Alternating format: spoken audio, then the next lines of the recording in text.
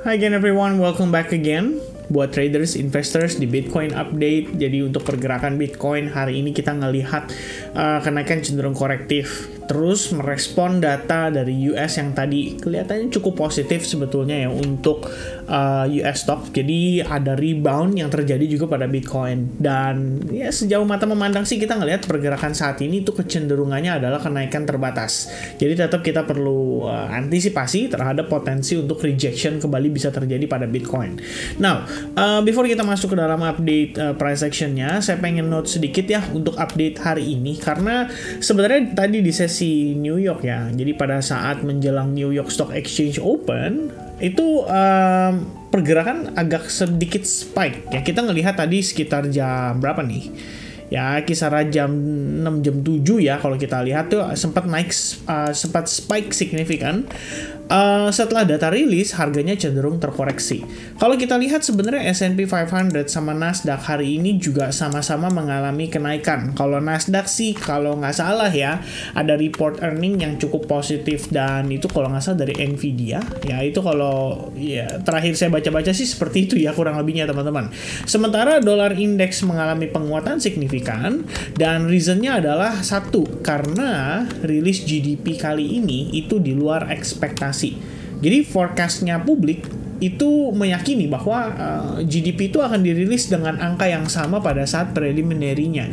Ternyata di rilis data hari ini setidaknya ada revisi sekitar 0,2%. Jadi ada kenaikan yang lumayan positif. Di sisi GDP Price Index sendiri ada kenaikan 0,2%, dan initial jobless claim itu turun sekitar 229.000 ya jadinya, dan ini harusnya cenderung positif buat kondisi US, terutama untuk the Fed sendiri. Jadi nanti mereka punya keleluasaan ya, kalau memang harus ada kenaikan suku bunga lagi ya, istilahnya mereka bisa pakai ini sebagai senjata mereka. Oke? So at least itu ya yang menjadi note penting. Nah, untuk hari ini tentunya market bisa bergerak lebih volatile. Hari ini sebenarnya sih bisa dikatakan cenderung low volatile banget ya. Bahkan kalau saya nggak salah terakhir ngecek ya, ini pergerakan kripto ya, perdagangan kripto selama beberapa hari terakhir ini bisa dibilang terendahnya loh dari segi volume sejak tahun 2020 ya. Kalau di compare 2020 sih mungkin iyalah ya, karena pada saat bull market kan itu heboh banget ya, transaksi tuh hariannya pasti aktif banget dan volumenya tuh besar banget. Kalau sekarang ini cenderung flat.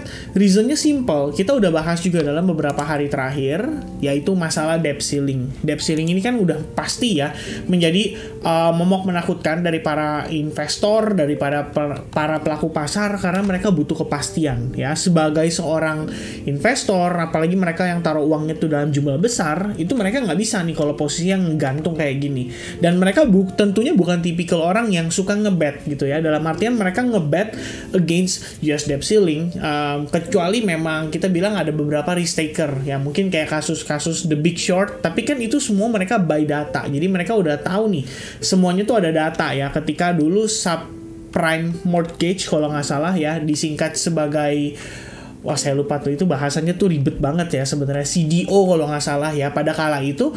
Nah itu lain cerita, karena itu memang mereka setelah hitung ada kalkulasinya, aset yang diperdagangkan, aset yang pada kala itu dijaminkan itu sebenarnya nggak punya value, dan disitulah akhirnya mereka ngelakuin short, ngebet terhadap ya si produknya itu. Nah permasalahannya kalau saat ini kan debt ceiling ya, kita berbicara soal ekonomi sebuah negara nih ya teman-teman, di tangan dari para politikus yang saat ini mereka jadikan sebagai panggung drama untuk mereka memenangkan election berikutnya. Jadi ya bisa dibilang nggak heran ya kalau kita ngelihat volume market tuh beberapa hari terakhir itu cenderung flat, cenderung rendah bahkan kalau kita bisa bilang. Jadi besok itu harusnya ada pergerakan walaupun minim ya, tapi pasti volatilitas tuh akan terasa ya, terutama ketika rilis data PCE sekitar jam 7:30 malam. Itu aja sih saya sepanjang pekan ini ya. Kalau kita lihat nggak terlalu banyak data-data yang penting. FOMC juga seperti yang saya sampaikan kan di video kemarin atau pada saat live streaming kemarin, itu sifatnya report. Jadi kalau misalkan kita ngomongin report ya, ya yang penting kan teman-teman udah tahu ya apa yang terjadi pada saat awal Mei lalu, kenaikan suku bunga dan lain sebagainya. Nah itu sifatnya report. Jadi so far nggak terlalu banyak yang penting banget ya kalau dari report tersebut. Yang pasti kalau untuk corporate progress saat ini secara price action pun ya Bitcoin menunjukkan ya bahwa harganya tuh sudah breakdown dari major support, dan seharusnya dengan breakdownnya pada major support ini, teman-teman bisa note nih bahwa di level ini kan terdapat area FVG atau fair value gap, atau disingkat lagi juga sebagai IMB atau imbalance gitu ya. Jadi area tersebut ya very likely sih akan dites, dan itu di kisaran lebih kurangnya 25.800 dulu ya. Ini sekali udah pernah dites pada kala itu, tapi harga langsung sharp nanjak lagi. Tapi untuk progress kali ini beda cerita. Kenapa? Karena udah ada close candle yang cukup major dan powerful di bawah area supportnya, dan progress hari ini pun ya sebenarnya ada tanda-tanda bahwa buyers berusaha untuk nanjak, tapi kelihatannya belum terlalu signifikan ya. Kita juga kalaupun mengatakan bahwa ini berpotensi membentuk semacam pin bar atau berpotensi membentuk semacam spinning tops ya, kita masih butuh satu kali konfirmasi lagi pada pergerakan besok. Oke. Nah, di time frame daily, so far Bitcoin itu yang menjadi concern saya. Saya pikir secara probabilitas saat ini untuk kita testing ke level $25.000 tuh cukup tinggi. Kita tinggal menunggu masalah waktu aja ya. Dan paling penting sih sebenarnya teman-teman ya, ini bukanlah sebuah prediksi. Kita juga bukan mengatakan bahwa harga itu pasti akan tercapai ke level tersebut. Cuman ketika kita melihat bahwa ada range ya di antara harga saat ini dengan harga 25.000. Jadi setidaknya tuh saya punya pertimbangan ketika saya berencana untuk melakukan akumulasi terhadap spot account saya. Kalaupun saya mau beli di sini, at least porsi yang saya beli di sini tuh akan lebih sedikit dibandingkan dengan persiapan saya apabila Bitcoin itu kembali ke level 25.000. Ya, itu menjadi satu buah acuan kalau buat saya sih melakukan akumulasi terhadap kripto ya, terutama Bitcoin. Jadi pertimbangannya kalau kita lihat lagi secara bigger pictures ya, ini sedikit review ya, still the same, higher high and potential higher low. Jadi biar bagaimanapun secara mid ke long term sejauh ini ya kita nggak terlalu banyak ancaman lah untuk sellers menekan harga di bawah $25.000. Belum lagi dengan volume yang begitu flatnya ya. Jadi seperti yang tadi saya sampaikan, volume flat ini memang ya bisa diasumsikan lah ya bahwa para pelaku pasar tuh sedang menunggu keputusan atau kepastian dari debt ceilingnya US. Alright, so far itu teman-teman yang menjadi concern untuk time frame daily. Jadi kalau misalnya teman-teman sekalian mau follow up di time frame hourly-nya, kemarin banget kita udah bahas ya. Saya udah ngelakuin short terhadap Bitcoin, posisi terakhir udah kena stop loss plus di range berapa ya? Kayak semalam saya sempat geser ya. Jadi ketika kemarin melakukan short pertama kali, initial short kan terjadi di sini. Ya kemudian pada saat harga breakdown terakhir stop loss placement saya di sini. Jadi begitu kena SL plus and then saya exit. Nah, pagi ini itu harga sempat turun lagi sampai ke level $25.900. But then slowly it recovers ya.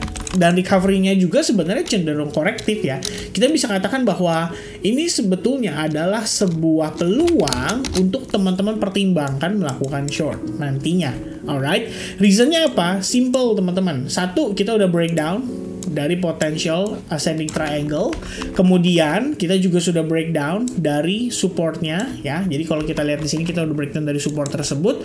Dan sekarang harga progresnya cenderung slowly testing ke exponential moving average 21 di time frame 4 jam gitu. Kalau misalkan teman-teman lihat lagi di time frame yang lebih kecil, sebetulnya ya tadi sempat ada sebuah bullish divergence terbentuk ya. Kalau teman-teman perhatikan ini saya masih punya garisnya, ini kebetulan adalah apa yang saya updatekan ke teman-teman di advance. Jadi memang saya sempat sampaikan juga bahwa kita perlu antisipasi ya terhadap potensi adanya recovery atau retracement atau refresh ya di market ketika divergence terbentuk. Nah, itu berarti kita boleh waspada ya. Divergence itu memang digunakan sebagai indikasi untuk kita mencoba mengidentifikasi divergence itu adalah indikasi awal terjadinya reversal. Intinya itu, teman-teman.